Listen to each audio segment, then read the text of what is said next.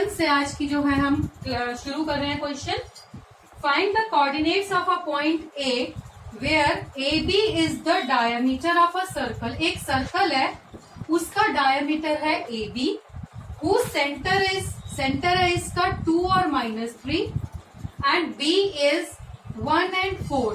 तो हमें क्या करना है, ए के कोऑर्डिनेट्स निकालने हैं। ठीक है, मान लो एक्स और वाई है इसके, तो कैसे निकालेंगे? ए और बी का मिड पॉइंट है ओ, क्योंकि ए बी डायमीटर है, ओ उसका सेंटर है, तो O is the mid point, O is the mid point of A B. ठीक है, तो मिड पॉइंट फॉर्मूला को हम यूज करके ओ के कोऑर्डिनेट्स निकाल सकते हैं। ओ के कोऑर्डिनेट्स निकालेंगे, coordinates of O using mid point formula. अब मिड पॉइंट फॉर्मूला क्या होता है? इसका एक्स कोऑर्डिनेट और इसका एक्स कोऑर्डिनेट प्लस किया, x1 प्लस x2 y में 2, y1 प्लस y2 y में 2, ऐसे निकलेंगे। तो x प्लस 1 y में 2 और y प्लस 4 y में 2, मिड पॉइंट आ गया। पर मिड पॉइंट तो हमें दे रखा है 2 और -3, तो ये वाली वैल्यू 2 के बराबर होगी, क्योंकि ये x को डिनोट करती है और ये y को डिनोट करती है, तो ये y कोऑर्डिनेट ये होएगा। ठीक है ना, O का x कोऑर्डिनेट तो ये है 2 और y कोऑर्डिनेट है -3।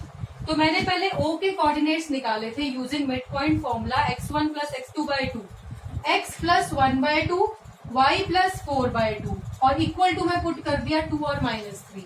क्रॉस मल्टीप्लाई करेंगे, x plus 1 is 4, x is equal to 4 - 1 that is 3। तो ये आ गया हमारा 3। ठीक है, cross multiply, y plus 4 - 6 is equal to -6, y is equal to -6 - 4, y आ गया आपका -10। तो 3 और -10 जो है इसके कोऑर्डिनेट्स आ गए a के। समझ में आ गया भाई? चेक करके भी देख लो, 3 और 1 4, 4/2 कितना आएगा? 2, -10 प्लस 4 6 हो गया, माइनस का 6/2 कितना आ गया? -3। तो ए और बी को यूज करके चेक करके देख लो, ओ इसका मिड पॉइंट आ रहा है या नहीं आ रहा। आई थिंक क्वेश्चन क्लियर हो गया होगा ये वाला। मेरे प्रॉब्लम है किसमें बेटा? केशव को प्रॉब्लम है। जिसको है ना वो अपने आप बोलेगा, मैं आगे कराती हूँ। केशव को प्रॉब्लम है, बोलने की जरूरत नहीं है। जिससे है वो अपने आप बताओ क्या प्रॉब्लम है। Moving on to the question number 8 question है, A and B are, 2 points हमें दे रखे हैं ए और बी। ए के कोऑर्डिनेट्स हैं -2 -2 और बी के कोऑर्डिनेट्स हैं 2 और -4। Find the coordinates of P. इनके बीच में एक पी पॉइंट है, इसके हमें कोऑर्डिनेट्स निकालने हैं। मान लो x और y है, such that AP is equal to 3/7 of AB.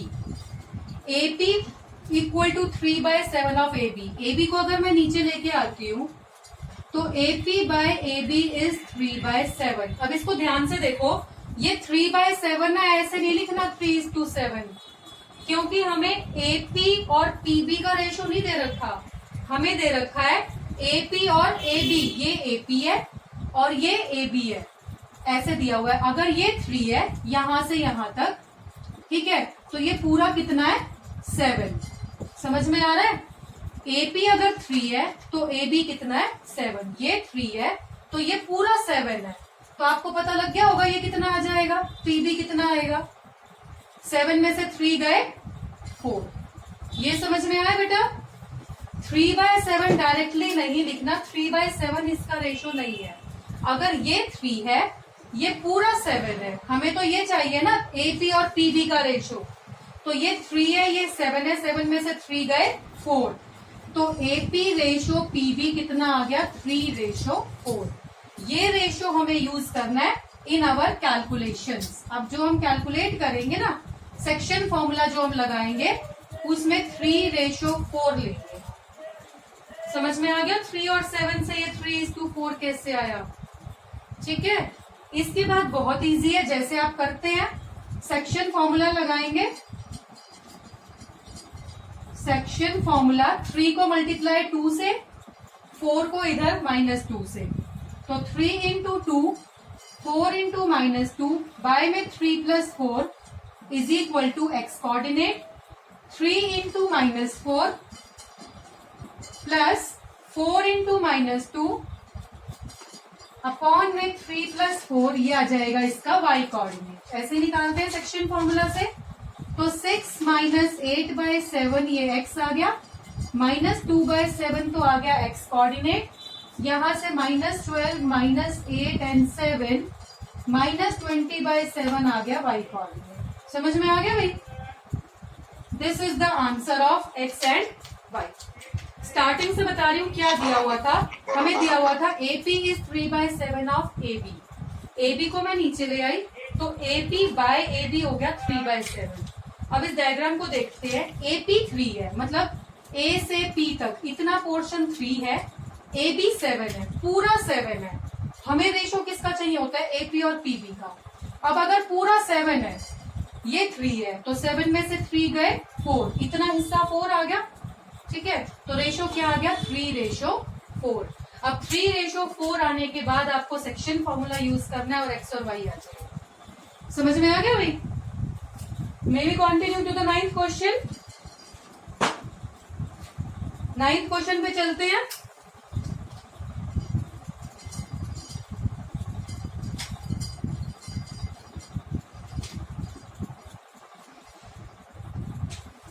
Question number 9th में है, find the coordinates of the points which divide the line segment joining A and B. A और बी को join करने वाली line है, ये ए है हमारा और ये बी है, इनटू 4 इक्वल पार्ट्स। अब कितने पॉइंट लगाऊं बीच में? इसके 4 इक्वल हिस्से करने हैं। 3 मैम। तो ऐसे होंगे इसके 1 2 3 4, 4 इक्वल हिस्से हो गए, मतलब 1:1:1:1 इक्वल रेशो हो गया, ठीक है। इसके बाद मैं यहां लिख रही हूं CDE। तो मुझे C के कोऑर्डिनेट चाहिए, D के चाहिए, E के चाहिए। पहला मेथड, 2 मेथड बता रही हूं। जब मुझे C के कोऑर्डिनेट निकालने हैं, ये A रखो, ये B रखो, यहां C रखो, ठीक है। A हमें गिवन है, B हमें गिवन है, C के हमें कोऑर्डिनेट्स चाहिए, x और y रख लिया। ये कितना है? 1। C से B कितना है? 1 2 3, ठीक है भाई। ये रेशो आ गया 1:3। समझ आ गया होगा, ठीक है। C आ जाएगा। इसके बाद जब मुझे निकालना है D, A B, ये D है मेरा। A आपको पता है -2 2, B आपको पता है 2 8, D मुझे निकालना है। तो D के कोऑर्डिनेट्स, ये भी 2 है आपका, ये भी 2 है, 2:2 रख लो, या एक तरह से D मिड पॉइंट है। 2:2 का मतलब 1:1 ही तो हो गया, तो 1:1 रख लो, या फिर इसको मिड पॉइंट बोल लो। कैसे निकाल लेना D? समझ में आ गया होगा D कैसे निकालना है। 2:2 या 1:1 रख लो, या फिर D मिड पॉइंट फॉर्मूले से निकाल लो, ठीक है भाई। D निकालने के लिए ये मेथड रहेंगे आपके। इसके बाद बता रही हूं E कैसे निकलेगा? A B, ये E है। E के लिए इतना पोर्शन तो आपका 1 2 3, इधर वाला हिस्सा 3 है और इधर वाला हिस्सा कितना है? 1। तो इस क्वेश्चन में आपके 3 पार्ट्स हैं, 3 बार आपको सेक्शन फॉर्मूला लगाना पड़ेगा। समझ में आ गया? ये तो है सेक्शन फॉर्मूला लगा के। एक और मेथड है, दूसरा मेथड क्या है? सबसे पहले A और B लिखो। A के कोऑर्डिनेट्स है -2 2, इसके है 2 और 8। देखो जो D है वो मिड पॉइंट है A और B का। D पे आ जाओ सीधा। D जो है वो मिड पॉइंट है। D is the mid point of AB। तो AB का मिड पॉइंट है D। मिड पॉइंट फॉर्मूला लगाओ एंड गेट द आंसर। तो कोऑर्डिनेट्स क्या आ जाएंगे D के? -2 + 2/2, कॉमा 2 + 8/2, तो कितना आ गया? 0। 10/2 दैट इज 5। तो D के कोऑर्डिनेट्स आ गए 0 और 5। ठीक है, इसके बाद ध्यान से देखना, जो सी है ना वो इसका मिड पॉइंट है ए और डी का। अगर मेरे पास ए और डी हो तो सी मिड पॉइंट है उसका। Now see is the mid point of A D. तो इसको भूल जाओ, ये हमारे पास कुछ है, सिर्फ इस लाइन को ध्यान दो। ए है हमारे पास, डी है हमारे पास, सी इसका मिड पॉइंट है। तो मिड पॉइंट फॉर्मूला से निकाल लो सी के कोऑर्डिनेट्स, -2 + 0/2 कॉमा 2 + 5/2। तो कितना आ गया, -2/2 -1 और ये आ गया 7/2। तो -1, 7/2 सी आ गया। इसके बाद मुझे निकालना था ई। अब ध्यान से देखो, जो ई है ना वो डी बी का मिड पॉइंट है, डी और बी के एग्जैक्टली बीच में है वो। ठीक है, तो E is the mid point of D B. तो ई के coordinates, mid point formula 0 + 2/2 comma 5 + 8/2। तो ये कितना आ गया 1 और ये आ गया 8 × 5 = 13/2। समझ में आ गया भाई ये क्वेश्चन कैसे करना है? या तो सेक्शन फॉर्मूला लगा लो 1:3 करके, 2:2, 3:1, या फिर ऐसे निकाल लो, सबसे पहले डी निकालो ए और बी का मिड पॉइंट, फिर सी निकालो ए और डी का मिड पॉइंट, फिर ई निकाल लो डी और बी का mid point. I think clear हो गया होगा ये क्वेश्चन आप लोगों को। ठीक है, तो moving on to the 10th question. एक बार इस फॉर्मूले से भी करके देख लेना, कोई दिक्कत नहीं है। पेपर में पता नहीं लगता कौन सा मेथड आपको याद आया एट दैट पॉइंट। तो we are doing now the 10th question, last question of this exercise. Find the area of a rhombus. एक रोम्बस है ए बी सी डी, हमें निकालना है एरिया ऑफ रोम्बस। तो एरिया ऑफ रोम्बस होता है half into D1 into D2, मतलब diagonal 1 into diagonal 2। ठीक है, हमें क्या दिया हुआ है, इसके vertices taken in order. Order का मतलब लाइन वाइज लिखना है, या तो क्लॉकवाइज चला लो या एंटी क्लॉकवाइज। तो 3 0 4 5 -1 4 एंड -2 -1।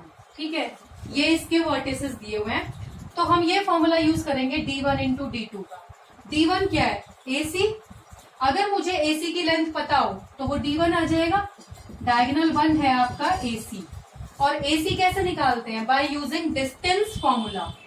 डिस्टेंस फॉर्मूला क्या होता है, x2 - x1 का स्क्वायर, y2 - y1 का स्क्वायर।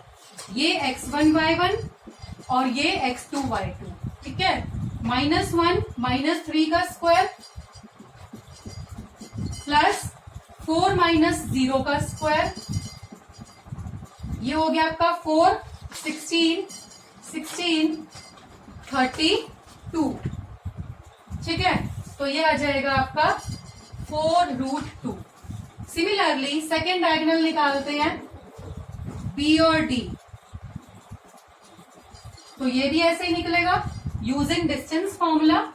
अब क्या करना, इसको x1 y1 ले लो और इसको x2 y2। तो इसको माइनस करेंगे, -2 -4 स्क्वायर -1 -5 का स्क्वायर। तो ये हो गया -6 का स्क्वायर, और यहां भी आपका -6 का स्क्वायर आ रहा है, 36 36, और ये आ गया आपका 6√2। ठीक है भाई, 36 और 36 72 हो गया। 72 को ऐसे करके प्राइम फैक्टराइजेशन निकाल लेना, 6√2 आ जाएगा। अब क्या करना है, एरिया निकाल लो। Area of rhombus is half into D1 into D2, half into D1 4√2, D2 6√2। तो ये आ जाएगा आपका 6 2 जा 12, और √2 इंटू √2 कितना होता है 2, तो 24 आ गया। ठीक है, 24 स्क्वायर यूनिट्स, क्योंकि जैसे हम एरिया स्क्वायर सेंटीमीटर में लिखते हैं ना, स्क्वायर मीटर में लिखते हैं, तो स्क्वायर यूनिट्स लिखना पड़ेगा। ठीक है, आई थिंक क्वेश्चन समझ आ गया होगा। इसमें आपका फर्स्ट एक्सरसाइज का यूज हुआ है, सेकेंड एक्सरसाइज का यूज नहीं हुआ। सेक्शन फॉर्मूला से हमने नहीं किया, कर सकते हैं उसको, पहले ये निकालना पड़ता है हमें, ओ मिड पॉइंट निकाल के इसका सेक्शन फॉर्मूला से वैसे भी कर सकते हैं, बट ये वाला मेथड बहुत इजी रहता है, half into D1 into D2 से निकाल लीजिए। ठीक है, ये समझ में आ गया भाई। इसके बाद है एरिया ऑफ ट्राइंगल, वो समझा दूं? हाँ जी भाई, आवाज नहीं आ रही? आवाज आ रही है आप लोगों को? यही वाला देखो, इसमें ना हमें एक रोम्बस दिया हुआ था ABCD, ठीक है, उसके जो क्या है